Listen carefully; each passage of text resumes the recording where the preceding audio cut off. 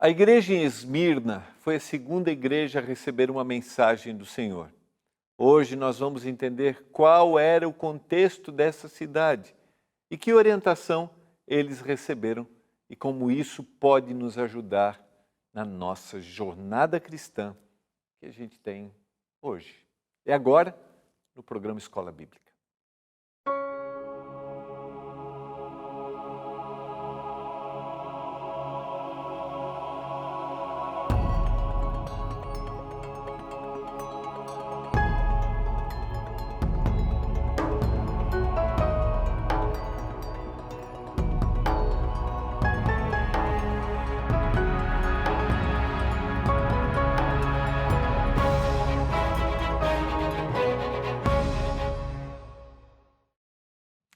Olá, tudo bem com você? Estamos juntos mais uma vez, começando mais um programa Escola Bíblica, aqui pela TV Novo Tempo, o canal da Esperança. Estamos estudando nessa temporada, começando nosso estudo do livro do Apocalipse. E eu quero convidar você a estudarmos juntos, a pedir o seu guia de estudos. Estamos aí no início da temporada, então você pede o seu guia. Nós teremos nessa temporada 18 temas para a gente estudar. Então, peça logo o seu guia. Se você ainda não pediu, se você quiser só baixar o PDF, não esqueça, mande uma mensagem para o nosso WhatsApp, é o 12 982 44 44 49. Peça, você vai receber um link, daí pede o seu guia, e se quiser já baixar o PDF, você pode baixar. Você também pode acessar o nosso site, que é novotempo.com/escola bíblica. novotempo.com/escola bíblica. Você sabe que o meu diretor falou aqui no meu ouvido agora, e você sabe, meu diretor, que eu estava pensando exatamente nisso. Você acredita? Você acredita nisso? Então está aqui, ó. Ele falou assim, ó, não deixe de falar para preencher o questionário. Está aqui, é isso mesmo. Na última parte, você tem o questionário em múltipla escolha, bem fácil de você responder, e aí você pode destacar, e no final você destaca aqui, manda para a gente, para você receber o seu certificado. Então, por que a gente está falando isso? Você vai terminando e fazendo, terminando e fazendo. Se você está fazendo pelo PDF você pode acessar o nosso site e preencher lá, novotempo.com/curso Apocalipse. novotempo.com/curso Apocalipse, para você receber o seu certificado no final da nossa temporada. Combinado? Tem o material didático, preencha. É aquele negócio, né, do processo de aprendizagem da escola. Isso mesmo. A gente ouve, mas a gente pesquisa, porque o guia de estudos tem um único propósito, nos conduzir à Bíblia. Esse é o propósito, tá bom? Vamos orar a Deus e vamos para a nossa segunda reflexão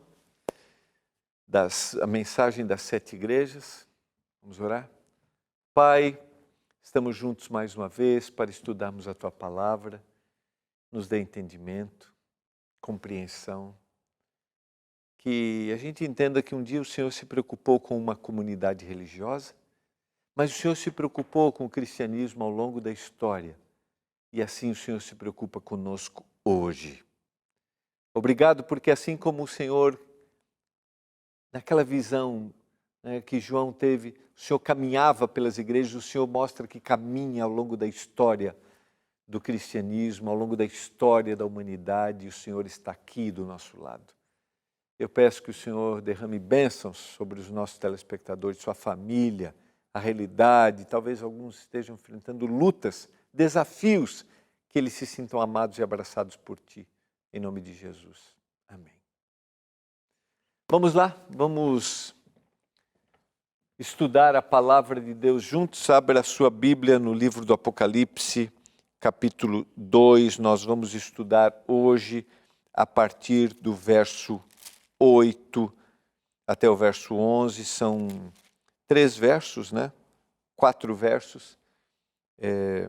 Eu tenho a certeza que vai ser uma mensagem que vai tocar ao seu coração. Então vamos lá, vamos relembrar o que a gente viu no programa de hoje. Estamos no programa de ontem, a gente está na lição 2, que é a mensagem às 7 igrejas. A mensagem à igreja de Éfeso é a primeira mensagem da igreja do Apocalipse, né? É a primeira igreja do Apocalipse, a gente estudou ontem.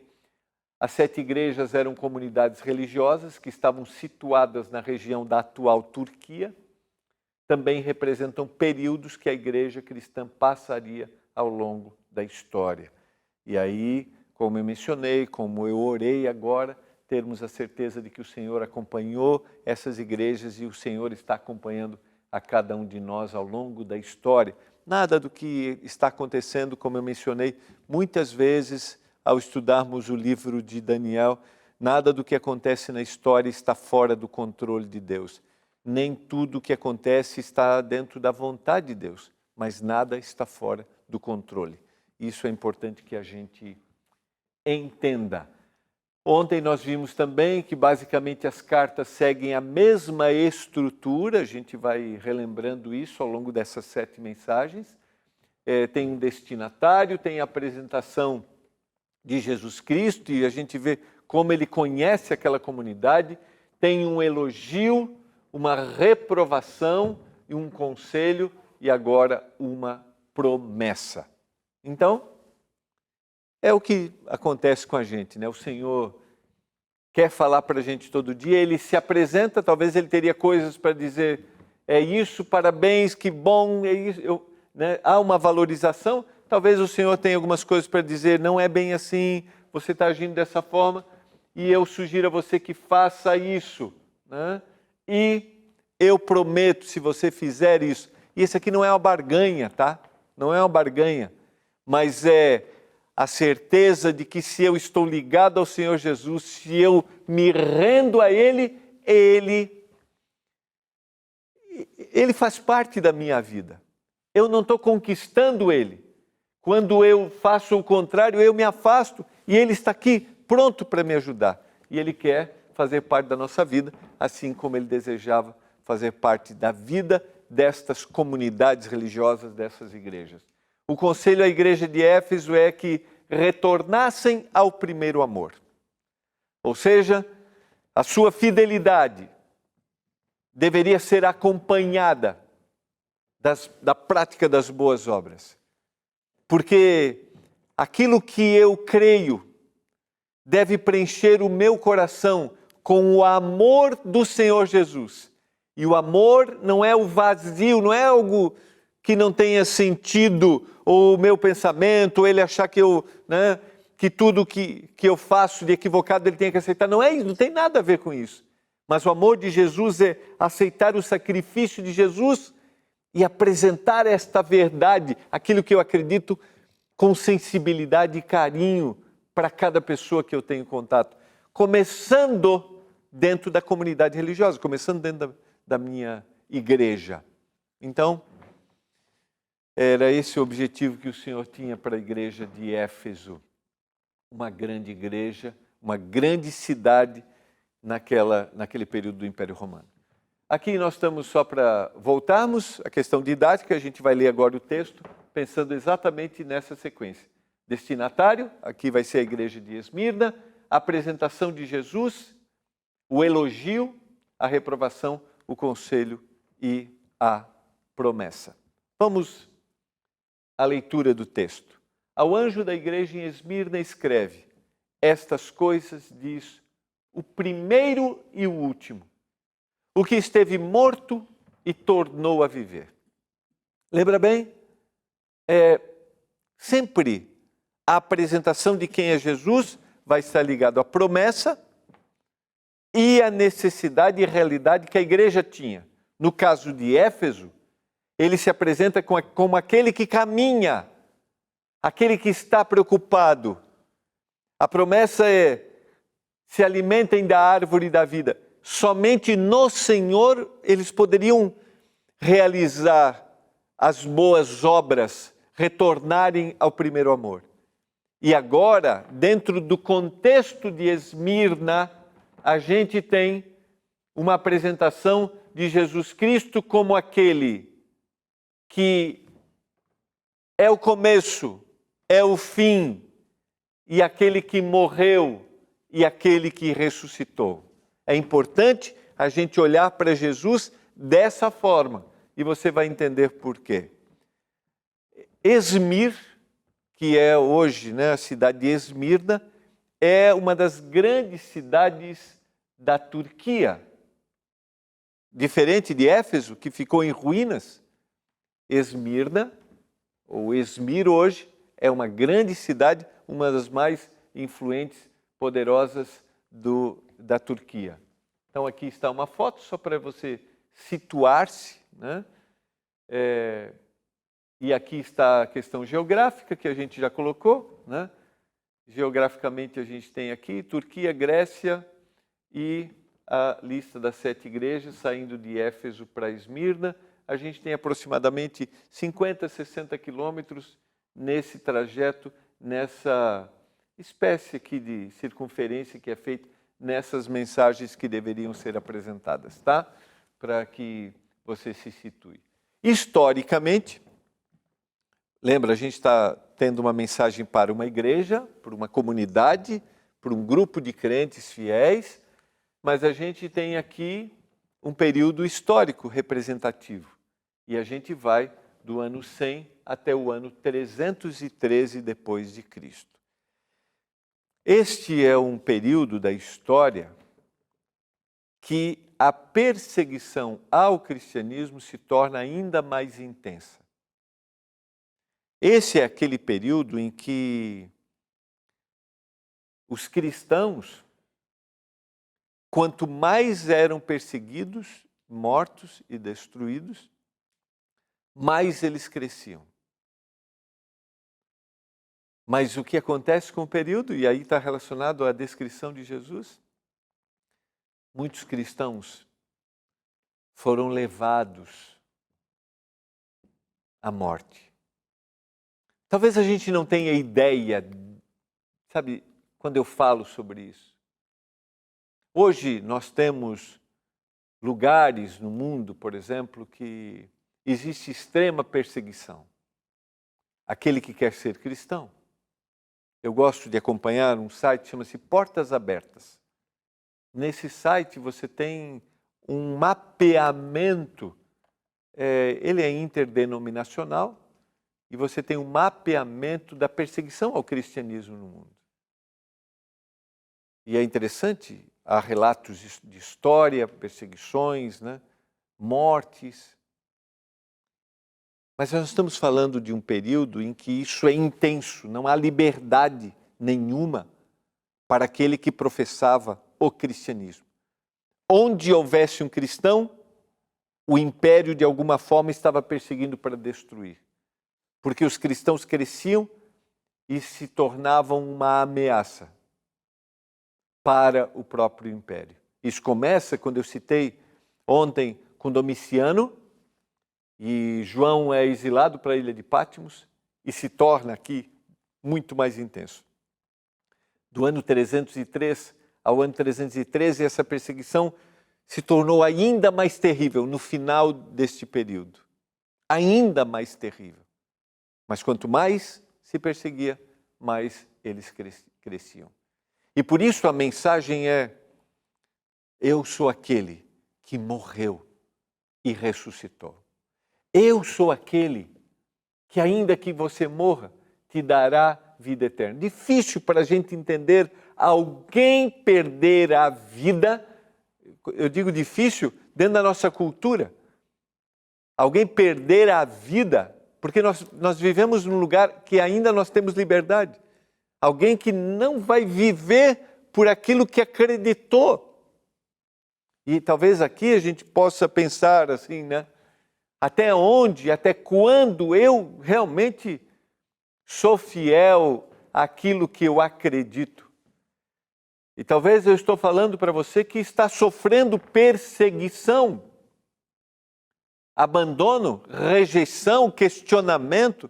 E eu poderia contar histórias ao longo do meu ministério de pessoas que decidiram, por exemplo, ao lado de Jesus Cristo e foram rejeitadas pela família, abandonadas, questionadas. Talvez eu estou falando isso para você e você olha para mim e diz assim, pastor, eu passei por isso. Ou eu estou passando por isso. Então quero te dizer que a mensagem à igreja de Esmirna era o limite daquilo que alguém poderia passar por ser fiel, perder a vida. E esse extremo é para consolar e para dar forças para você, porque não é fácil. Não é fácil ser questionado, abandonado, rejeitado, ou alguém chacotear você, tirar, sabe? Como diz na minha terra, ficar tirando sarro de você, porque você é fiel a algo. Não é simples. Passar a vergonha, né? Ser envergonhado diante das pessoas. Estou falando para você que talvez procura ser fiel na escola.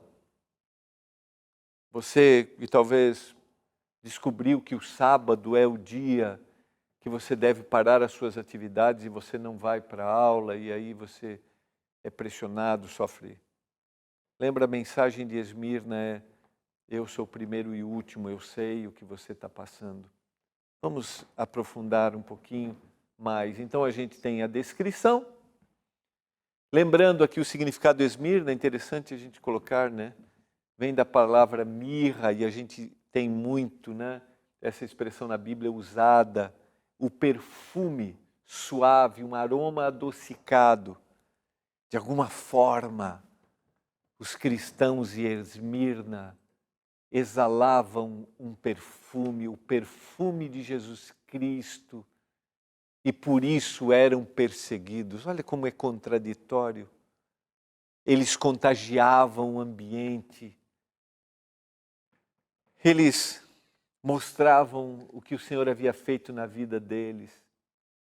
Quando você desejar mostrar aquilo que o Senhor fez na sua vida e faz na sua vida, lembre-se, é possível que venha oposição e perseguição. Sequência, para a gente, verso 9, eu conheço a tua tribulação. Esse ato essa descrição que a gente tem nas igrejas, né? Eu conheço, o Senhor sabe o que você está passando. A tua pobreza, mas tu és rico. E a blasfêmia dos que a si mesmos se declaram judeus e não são, sendo antes sinagoga de Satanás. A perseguição veio daqueles que um dia estiveram do lado desses que estavam aceitando agora o cristianismo. E aqui tem um detalhe importante, a igreja, os recursos eram empreendidos, eram colocados para a pregação do evangelho, e essa igreja se tornou uma igreja limitada financeiramente, mas o texto diz, mas tu és rico, rico, porque você é fiel. E hoje, em um país que a gente tem liberdade, a gente pode pode compartilhar a palavra, a gente tem acesso, talvez muito mais acesso, alguns que estão me ouvindo, muito mais estabilidade, outros talvez estejam passando por tribulação financeira, dificuldade, mas a gente tem mais acesso. Essa igreja era de forma geral uma igreja limitada, porque havia empreendido para a pregação, mas era uma igreja rica espiritualmente, uma igreja comprometida, uma igreja que estava sendo perseguida de forma exterior pelo império e uma igreja que era perseguida pelos seus próprios irmãos, aqueles que um dia estiveram do lado deles, não pensando aqui nos que não eram judeus, mas os judeus que perseguiam judeus que agora estavam aceitando o cristianismo. Eu conheço a tua tribulação. O Senhor hoje diz para mim e para você, eu conheço a tua tribulação. E talvez aqui vale a pena a nossa reflexão no que Paulo escreve na primeira carta aos Coríntios, capítulo 10, verso 12. Aquele, pois, que pensa estar em pé, veja que não caia. Não vos sobreveio tentação que não fosse humana, mas Deus é fiel e não permitirá que sejais tentados além das vossas forças. Pelo contrário, juntamente com a tentação, vos proverá livramento de sorte que a possais suportar. A palavra tentação aqui, originalmente, ela deveria ser traduzida também como provação. E essa palavra é repetida muitas vezes no Novo Testamento. Então, vamos parafrasear usando a palavra provação, que é a palavra que está mais associada aqui. Não vos sobreveio provação que não fosse humana, mas Deus é fiel e não permitirá que sejais provados além das vossas forças. Pelo contrário, juntamente com a provação, Ele vai prover livramento, de sorte que você possa suportar. Agora lembra, a igreja de Esmirna era uma igreja que estava sofrendo provação e muitos desses suportaram de forma sobrenatural a sua fidelidade mesmo morrendo. Como Policarpo, líder religioso em Esmirna. A descrição histórica é que os soldados do império chegaram na sua casa e ele pacientemente os convidou, ofereceu comida e pediu para ir orar. Enquanto eles se alimentavam, ele orava e pedia a força do Senhor para resistir o que iria acontecer. E ele foi levado à praça daquela cidade, amarrado. Foi-lhe dito que renunciasse à fé cristã. E ele disse, como poderia renunciar a um Deus que deu a vida por mim, a Jesus Cristo, que cuidou de mim? E naquele momento, com raiva, com ódio de toda a multidão que presenciava e com a atitude do líder do império, ele perdeu sua vida. Sempre que eu me recordo dessa história, e ela é bem descrita, e parte do que a gente está comentando aqui com você, eu até sugiro, se você quiser, há muito tempo, o pastor Mark Feeley, que foi apresentador do programa Está Escrito, fez uma série Cartas de uma Ilha Solitária. Você tem apresentação no YouTube, até tem um livro, eu vou trazer para você dar uma olhadinha. Ele faz a descrição. Quando eu ouço a história de Policarpo, eu fico pensando, o que consola, o que dá conforto, o que dá estabilidade emocional para alguém que pode perder a vida por aquilo que crê? Isso é fora do comum. Você está passando por uma provação, lembra? O Senhor pode te dar forças para você suportar isso de forma sobrenatural. Creia nisso. Na sequência ele diz, não temas as coisas que tens de sofrer. Eis que o diabo está para lançar em prisão alguns dentre vós, para ser dispostos à prova, e tereis tribulação de 10 dias. Ser fiel até a morte, e dar-te-ei a coroa da vida. Esse é um verso, a parte final, que muitos que professam o cristianismo, que leem a Bíblia, conhecem. Agora, quando a gente estuda o contexto de perseguição, o tempo de perseguição, pense, uma geração vai, morre, sendo perseguida, vem uma outra, morre. Do ano 100 até o ano 313 são 200 anos, mais de 200 anos. Começa lá no final do primeiro período, na igreja de Éfeso. E eles continuam fiéis. E o grande objetivo do inimigo de Deus era destruir o cristianismo. Quando eu olho para a história e vejo assim, a Bíblia chegou até nós hoje porque alguém continuou sendo fiel. E isso é muito forte. Quando eu leio o texto, ser fiel até a morte e dar-te-ei a coroa da vida, quantos suportaram? Quantos foram fiéis até o último momento. O sangue dos mártires é a semente do Evangelho.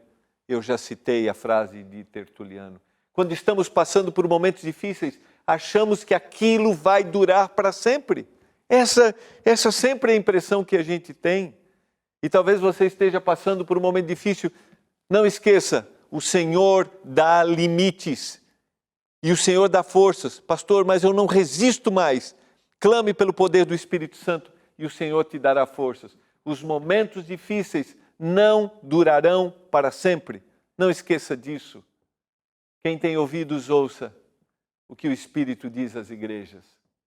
O vencedor, de nenhum modo, sofrerá o dano da segunda morte. Lembra? Como começou? Como o Senhor se apresentou? Eu sou o primeiro e o último. Aquele que morreu, aquele que viveu. Portanto, se você for fiel, você não sofrerá o dano da segunda morte. A segunda morte aqui não é o sono, o dormir na sepultura. A segunda morte aqui é o deixar de existir. Você está sendo provado nesse momento. Você está desapontado. Estou falando para você que está doente e sempre procurou fazer o melhor, foi um cristão fiel. E você não entende por que está passando por isso. Uma crise, seu casamento acabou. Aqueles que você ensinou a palavra abandonaram. Você se sente sozinho. Eu queria dizer para você, seja fiel. Seja fiel. É fácil? Não é.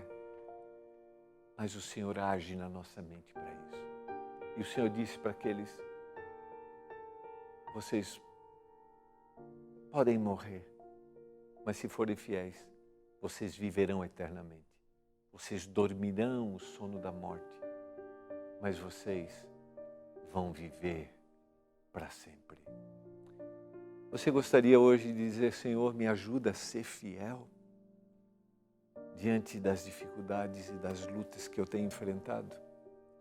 Me ajuda a estar ligado a Ti. Você deseja fazer isso? Eu quero orar por isso nesse momento. Eu quero ser fiel àquilo que o Senhor apresenta, àquilo que o Senhor deseja. Vamos orar? Pai do céu, eu oro por aquele que nesse momento está sofrendo provações e parece insuportável, parece que não vai acabar.